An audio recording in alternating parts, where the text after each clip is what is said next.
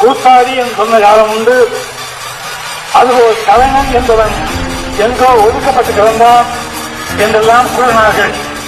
அந்த நிலைமையை மாற்றி கலைஞர்களுக்கு மதிப்பு கொடுத்த பேரறிஞர் அண்ணா அவர்களை நினைத்து பார்த்தால் ஒன்றை நாம் புரிந்து கொள்வோம். இல்ல, நான் தெரியாம தான் கேட்கிறேன். கூத்தாடினா என்ன? கேவலமான ஒரு பேரா? கெட்ட வார்த்தையா? கூத்து அது சாதாரண வார்த்தை இல்ல. ஏன்னா கூத்து சத்தியத்தை பேசும், சாத்தியத்தை பேசும், கொள்கையை பேசும், கோட்பாட்டை பேசும், கோபத்தை பேசும், சோகத்தை பேசும், அரசியலை பேசும், அறிவியலை பேசும், நல்லதை பேசும், உள்ளதை பேசும், உண்மையை பேசும், உணர்வோட பேசும். இதெல்லாத்தையும் கொஞ்சம் கூட சோர்வு இல்லாம கொண்டாட்டமா பேசும். இந்த கூத்தாடின்ற பேர் ஏதோ நமக்கு மட்டும் வந்தது இல்லைங்க.